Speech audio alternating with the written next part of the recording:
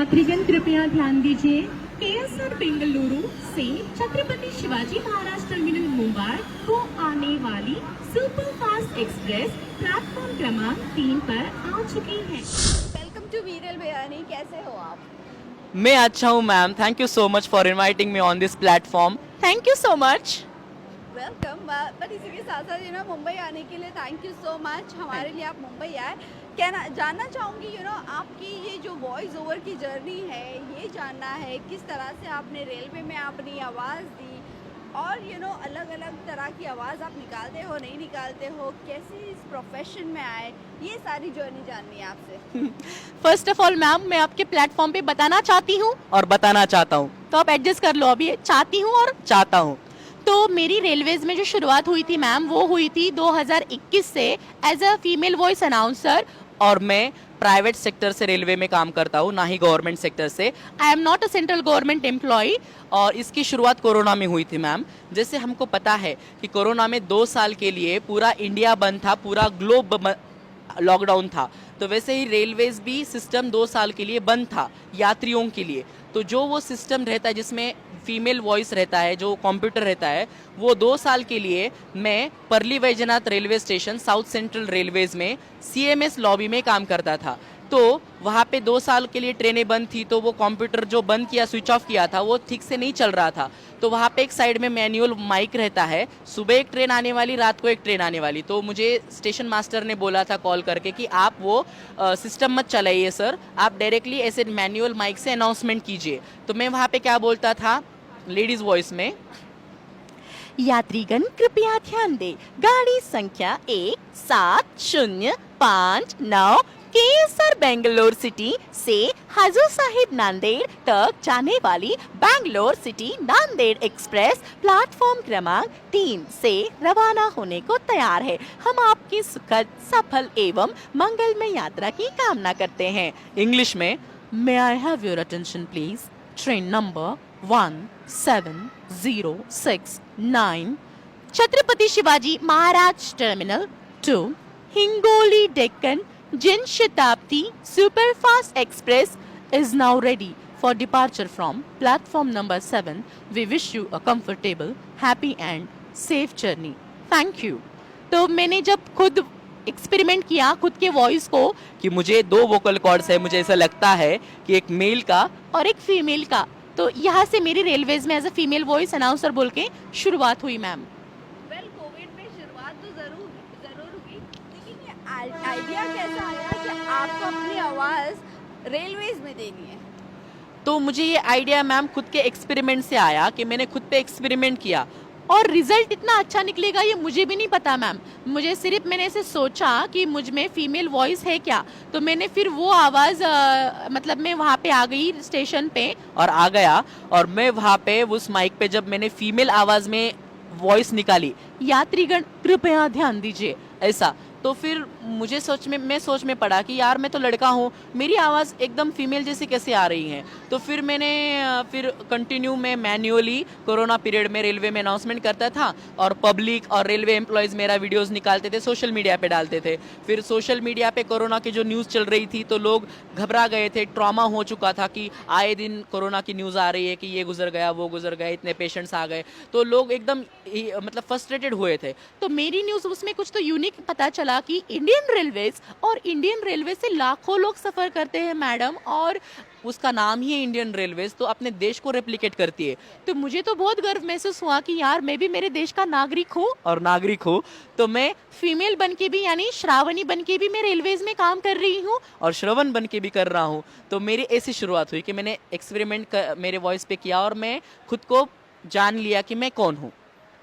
Well, घर वालों की अगर मैं बात करूं या दोस्तों की मैं बात करूं, जब आपकी आवाज़, जब आपने लोगों को बताया कि आप में एक और एक टैलेंट है, किस तरह का फीडबैक था? सोशल मीडिया का ज़माना है, ट्रोलिंग्स होती है, लोग उल्टा सीधा बोलते हैं, और एक मेल आदमी में अगर फेमिनिज्म आ जाता है तो और भी लोग कहते हैं, ये सब कैसे मैनेज किया?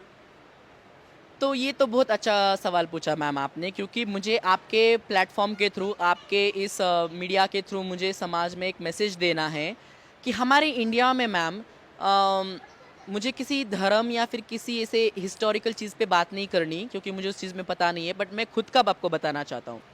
जैसे आपके सामने अभी श्रवण खड़ा है, और ऑडियो में मैं जब श्रवणी में स्विच होती हूँ तो अभी लोग देख रहे हैं कि यार ये तो लड़का है या फिर ये लड़की है, मतलब ऐसे आवाज़ कैसे हो रहा है, तो कुछ यूनिक है ना। तो इन्हें पता ही नहीं है कि जो भी कुछ चीज़ें यूनिक है तो उसकी हमें जानकारी नहीं है। अगर हम इन्फॉर्मेशन नहीं रहेगी तो हम उसके जो फैक्ट्स है वो मन से बताना चालू कर देते हैं।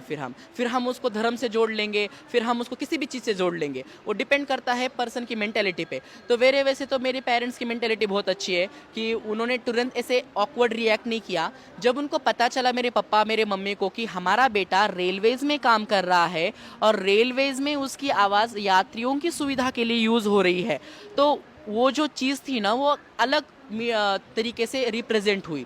उसका क्रिटिसिज्म नहीं हुआ, बट उसका फेवर भी उतना नहीं हुआ। मतलब मेरे पापा उतने भी फेवर में नहीं थे उस चीज़ के कि हाँ तू कर, बट बोलते थे कि तुझे ध्यान रखना चाहिए कि तू लड़का है तो तेरा मैनहुड, तेरी मर्दांगी पे लोग बोलेंगे, तेरी सेक्सुअलिटी पे लोग बोलेंगे, तू मर्द है क्या लोग बोलेंगे, तू मर्द नहीं है ऐसा लोग बोलेंगे, तो तुझे ये चीज़ें संभाल के तो कोई काम करना पड़ेगा। बट मैंने सोसाइटी के बारे में नहीं देखा। लोग तो अच्छा भी बोलते बुरा ही बोलते हैं। लोगों का हम अगर सोचते रहेंगे तो ये आर्टिस्ट जो जितने भी आर्टिस्ट हमारे लेजेंडरी कलाकार हो चुके हैं तो उनको भी बहुत क्रिटिसिज्म फेस करना पड़ा, बट उनका या मेरा अलग रहा होगा शायद।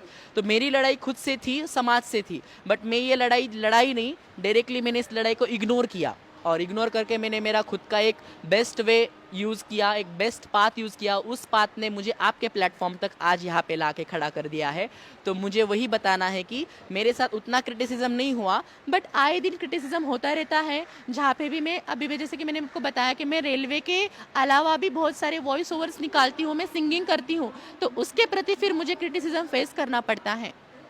हाँ, कितनी तरह की आवाज़ निकाल लेते हो? वैसे तो मैं मैडम अप्रॉक्सीमेट 220 वॉइसेस निकाल सकता हूँ, बट ये जो वॉइसेस है कि आप ऐसे नहीं बोल सकते कि धर्मेंद्र जी की निकालो, अमिताभ जी की निकालो। हाँ, वो एक मिमिक्री हो गई, बट जो एक अलग वॉइस जैसे कि पेटीएम की वॉइस फॉर एग्जांपल, पेटीएम पर 470 रुपये प्राप्त हुए, पेटीएम करो। या फिर कोई जैसे कि रेलवे अनाउंसमेंट हो गया, और भी कोई वॉइस मॉड्यूलेशंस हो गए। तो जैसे कि फ़ोन कॉलिंग का, अभी जैसे मैंने किसी को फ़ोन किया तो फ़ोन का आवाज़,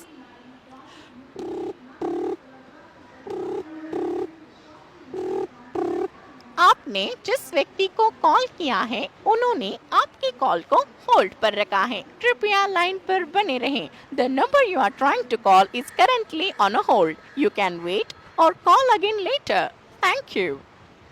तो ये चीज़ें हो गई मैम। तो इसमें जैसे कि कार्टून की आवाज़ निकाल सकते हो? हाँ मैम, कार्टून्स की आपको पता है, कपिल शर्मा शो में एक लड़की आई थी सोनल कौशल जिनका नाम है, और इंडिया वॉइस फेस्ट 2024 में मैं उनसे मिल भी चुका हूँ। तो वो जो डोरेमोन का आवाज़ निकालते हैं, अभी वो तो लड़की है तो उनको बाय बर्थ ही लड़की का आवाज़ है, फीमेल वॉइस है, बट मुझे निकालना पड़ता है। उस फीमेल वॉइस में मैं डोरेमोन का आवाज़ कैसे निकालती हूँ वो देखते हैं। नबिता, ये देखो, मैंने तुम्हारे लिए आज नया गैजेट लाया है। ओह डोरेमोन, सुना ना डोरेमोन, शिजुका भी मुझसे बात नहीं करी। डोरेमोन, शिजुका, डोरेमोन कुछ करो ना डोरेमोन। शिनचैन, ये देखो मैम, एक्शन कैबिन मैम, आज मुझे बहुत मजा आ रहा है मैम। शिनचैन, अपना होमवर्क जल्दी खत्म करो वरना मैं तुम्हें बहुत मारूंगी। मोटू पतलू में का घसीटाराम, अरे बाबा मोटू, समोसे खाने का तो तुम्हारा 30 साल का तजुर्बा है। अरे मोटू, इतने समोसे खाओगे तो कैसे चलेगा? ऐसे और भी कई सारी आवाजें मैम कि मैं निकाल सकती हूँ कार्टून्स में। और सबसे बढ़िया तो आपकी जो ऑडियंस वॉच कर रही होगी कि तारक मेहता का उल्टा चश्मा, ये सीरियल किसी ने न देखी हो ऐसा तो आपके फॉलोअर्स में मिलेगा ही नहीं मुझे कोई। और अगर फीमेल्स अगर ये देख रही है तो महिलाओं के लिए दया बेन, अगर आपके वीरल बियानी पे अगर वो गरबा खेल रही है तो वो क्या बोलेगी? तो सुनिए ना टप्पो के पोपा, आज मैं गोकुल धाम सोसाइटी से वीरल बियानी पे आई हूँ, और देखिए ने यहाँ पे मेरा इंटरव्यू हो रहा है रेलवे अनाउंसमेंट का। मजा आएगा, जम के गरबा खेलूंगी टप्पू के पूपा, आती हूँ जय जिनेंद्रा। और मैंने बापू जी के लिए फ्रिज में जलेबी पापड़ा ढोकला टेपड़ा करके रख दिया है, खा लीजिएगा है ने। आती हूँ, बाय, जय जिनेंद्रा। तो उनकी भी आवाज आती है ऐसा। Very well. बट इसी के अलावा आपने कुछ सोचा है, एआई जैसे आ गया है, सो एआई से कुछ थ्रेट लगता है आपको? नहीं मैम, मुझे एआई से थ्रेट नहीं लगता क्योंकि मेरे खुद वोकल कॉर्ड में ही एआई है ना। आपने ड्रीम गर्ल देखा है ना movie, dream girl 1 and dream girl 2 Ayushmann Khurrana का। तो आपके प्लेटफॉर्म से मैं और एक बताना चाहती हूँ कि वो तो मूवी है। अगर किसी को मेरी लाइफ जाननी है श्रवण और श्रावणी की, तो आप ड्रीम गर्ल देखिए, आपको पता चलेगा। हम ऐसे बोलते हैं कि फिल्में सिर्फ टाइम पास के लिए रहती है, एंटरटेनमेंट के लिए नहीं रहती है। हाँ रहती है, बट उन फिल्मों में से कुछ आप सीख भी सकते हो, वो फिल्में कुछ सिखाने के लिए भी रहती हैं। तो मेरी लाइफ में समझता हूँ कि ड्रीम गर्ल जैसी है। अगर मुझ पे भी अगर ड्रीम गर्ल बनी बॉलीवुड में या फिर मराठी फिल्म इंडस्ट्री में या फिर कोई भी फिल्म इंडस्ट्री रहो, सिर्फ मेरी इस चीज को, क्योंकि ड्रीम गर्ल में यही दिखाया है ना कि लड़का है, लड़की की आवाज में बात करता है, तो मेरा वही चल रहा है। सिर्फ मैं बड़े पर्दे पे नहीं हूँ, तो भविष्य में आ भी जाऊंगी आपके प्लेटफॉर्म से। तो मुझे एआई के बारे में उतना ही बताना है। एआई एक सॉफ्टवेयर है कि जिसको इंसान ने बनाया है। अगर इंसानों में एआई आ गया तो आप क्या करोगे? कंप्यूटर को इंसान ने ही बनाया है। तो फिर पहले तो दिमाग में सोच, ये हमारा जो ब्रेन कंप्यूटर है इसमें ही वो सोच ख्याल आ गया, तब तो हम हकीकत में कंप्यूटर को ला पाए ना मैम। तो मुझे वही बोलना है कि मैं एआई से थ्रेट एंड फेल नहीं करती क्योंकि मैं खुद एआई हूँ। तो वो तो एक सॉफ्टवेयर है कि जो आवाज़ आपको चाहिए वो बना सकता है, बट वो टेम्पररी काम करेगा। जैसे कि मुझे ये आवाज़ बाय बर्थ मिली है, नेचुरली मिली है, और नेचर से आई हुई चीज़ लॉन्ग लास्टिंग रहती है। अगर आप आर्टिफिशियल बनाते हो कि जैसे कि बहुत सारे एक्टर और एक्ट्रेस प्लास्टिक सर्जरीज करती है सुंदर दिखने में, तो वो टेम्पररी रहती है। आपका असली चेहरा, आपका असली रूप तो सामने कभी ना कभी तो आने ही वाला है। तो वैसे मेरी ये नेचुरली वॉइस है, ये मेरी लास्ट लॉन्ग ऐसे ही रहेगी या फिर नहीं भी रह सकती, मुझे पता नहीं है। बट मैंने किसी टाइप का कोर्स नहीं किया या फिर किसी टाइप का मैंने प्रैक्टिस नहीं की, सिर्फ जो आवाज़ है उसको मैंने निखारा, मैंने खुद को पहचान लिया, तो आज मैं खुद एक ह्यूमन एआई हो सकती हूँ, ऐसा मुझे लगता है और खुद को लगता भी है। इसी के साथ साथ जानना चाहूंगी, जैसे आप 220 अप्रोक्सीमेटली आवाज निकालते हाँ, हो, हाँ। बट कुछ सिंगर्स है जो आपके फेवरेट्स भी हो सकते हैं, राइट? यस, मैंने आपको बताया मैम कि मैं सिंगिंग भी करती हूँ। Yes. तो मुझे उसमें हमारे भारत देश की स्वर कोकिला, जिन्हें सरस्वती माँ का स्थान दिया गया है, और मेरी सिंगर में आइडियलिज्म आदरणीय माँ सरस्वती श्री लता मंगेशकर जी। मैं इनका आवाज़ निकाल सकती हूँ। मैंने इनकी आवाज़ में मैं गाना भी गाती हूँ, बात भी करती हूँ। तो आपके वीरल बियानी पे अगर वो आई है तो वो क्या बोलेगी? तो नमस्ते मेरे प्यारे भाई और बहनों। तो मैं आज प्रतिलता मंगेशकर आपके वीरल बिहानी पे आई हूँ। तो मेरा जो ये आवाज़ है वो तो भारतीय फिल्म इंडस्ट्री में और सुरों के इंडस्ट्री में तो है ही है, पर मेरे जो श्रवण का आवाज़ है तो वो भारतीय रेलवे में चल रहा है। और भारतीय रेलवे में एक पुरुष होकर महिला की आवाज़ में जो वो अनाउंसमेंट करते हैं, तो उस पे मैं उनके लिए 2 लाइन गाना चाहती हूँ। तो लता जी की आवाज़ में, वैसे मैं प्रोफेशनल सिंगर नहीं हूँ, तो मैं थोड़ा उनकी आवाज़ में दिखाती हूँ आपको। मेरी आवाज़ ही पहचान है, गर याद रहे हो नाम गुम जाएगा, चेहरा ये बदल जाएगा। मेरी आवाज़ ही पहचान है, गर याद रहे। श्रवण, एक और एक चीज़ है, डबिंग की अगर मैं बात करूँ, क्या आपने अपनी आवाज़ रेलवे के अलावा कहीं और दी है, नहीं दी है? ऑल्सो आगे जाके क्या कुछ प्लान्स है, कुछ क्लासेस स्टार्ट करनी है, नहीं करनी है, क्या कहना चाहोगे? तो मैम मेरा ये कहना है कि मैंने रेलवे के अपार्ट तो अभी तक कोई आवाज़ दी नहीं है प्रोफेशनली। जैसे कि रेलवे में मेरे सब सर्टिफाइड हूँ मैं। तो इंडिया वॉइस फेस्ट 2024 में ये आया था। तो इंडिया वॉइस फेस्ट का मैं कैंडिडेट रह चुका हूँ। मैंने उस कंपटीशन की तैयारी की थी। हालांकि मैं सेलेक्ट नहीं हुआ था, but I tried my best. Okay, तो इंडिया वॉइस फेस्ट में जब मैं ऐसे वॉइस आर्टिस्ट के करीब आया, जैसे कि सोनल कौशल, मेघना इरंडे मैम और संकेत मात्रे सर, आपको आवाज़ पता है? हाय, मेरा नाम है बैन। तो वो आवाज़, यू मंगासोर, ये आवाज़ है। तो मैंने जब उन आर्टिस्ट लोग से मैं मिला तो मुझे एक पता चला कि अरे यार, ये इंडस्ट्री तो मतलब आपके खुद के, जैसे कि मेरा रेलवे में जो प्राइवेट जॉब है, तो ये मेरा जॉब है, तो मुझे टेम्पररीली सैलरी मतलब मिलती है ना, मंथली। तो ये जॉब के अपार्ट भी आप आपके वॉइस के साथ कुछ कर सकते हैं, but you need to switch your mind कि आपको उससे फिर एक जॉब सेक्टर से आपको आर्टिस्ट इंडस्ट्री में आना पड़ेगा। तो वॉइस इंडस्ट्री जो इंडिया की है ये बहुत वास्ट है मैम। तो इसमें जब मैं आया ना तो मुझे पता चला कि और भी हम अपने वॉइस के साथ एक्सपेरिमेंट कर सकते हैं। सिर्फ आप आपके वोकल कॉर्ड को एक बार जान लो कि वो कितना वर्सेटाइल है, आप उसको कितना स्विच कर सकते हो। तो मैंने वैसे ट्राई किया and I did my best. तो फिर मुझे एक ख्याल आया कि मैं भी खुद क्लासेस स्टार्ट कर सकता हूँ वॉइस के। बट मुझे एक आपको मैसेज बताना है मैम कि देखिए, हम हमेशा देखते हैं कि जो सच है वो हमेशा सच ही रहेगा, झूठ कितना भी रहे, बट लास्ट सच ही उसको मात देने वाला है। सच का उजाला झूठ के अंधेरे को ढकने वाला है। तो ये वो बोलना है मैम कि जो ये वॉइस है ना, ये भगवान से आता है, ये गॉड गिफ्टेड रहता है, ये नेचर पावर रहती है आपको। आप किसी की वॉइस तुरंत कैच नहीं कर सकते अगर आपको वोकल कॉर्ड दिया नहीं है तो। ये बहुत रेयर चीज़ें हैं कि करोड़ों में लाखों में एक होती है।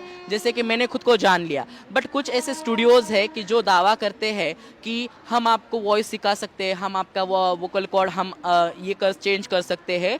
तो कर सकते हैं, बट अगर आप खुद को ही नहीं जाने कि आप क्या हो, कि आप मुझे वो दिया है या नहीं दिया, तो फिर आपको आके होके भी आप आंखों के पे पट्टी बांध के चल रहे हो, फिर गड्ढे में तो गिर ही जाओगे ना। तो फिर मुझे वो बोलना है कि क्लासेस इसके हैं और मैं खुद स्टार्ट करना चाहती हूँ। और चाहता हूँ तो आपके अगर इस प्लेटफॉर्म से अगर मुझे कोई मेरे स्टूडेंट्स या फिर ऑडियंस मिल रहे हैं तो I will try my best कि जो सच है मैं उनको बताऊंगी, मैं खुद उनको खुद से रूबरू कराऊंगी। क्योंकि हर किसी में अलग अलग टैलेंट होता है। Only the need is point of view होना चाहिए कि दिखना चाहिए कि उस बंदे या बंदी में क्या टैलेंट है। करेक्ट। यस।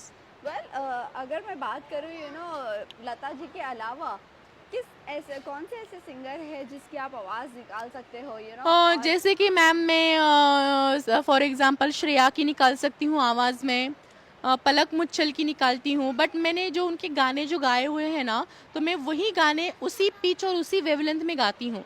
जैसे श्रेया जी का एक गाना है हंसी बन गए, तो वो गाना मैं उनकी आवाज़ में आपको बताती हूँ।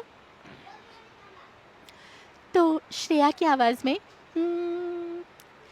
मैं जान ये वार दूँ, हर जीत भी हार दूँ, कीमत हो कोई तुझे बेइंतहा प्यार दूँ, सारी हदें मेरी अब मैंने तोड़ दी, देख कर मुझे बता आवार की बन गई, हाँ हंसी बन गए, हाँ नमी बन गए, तुम मेरे आसमां मेरे ज़मीं बन गए।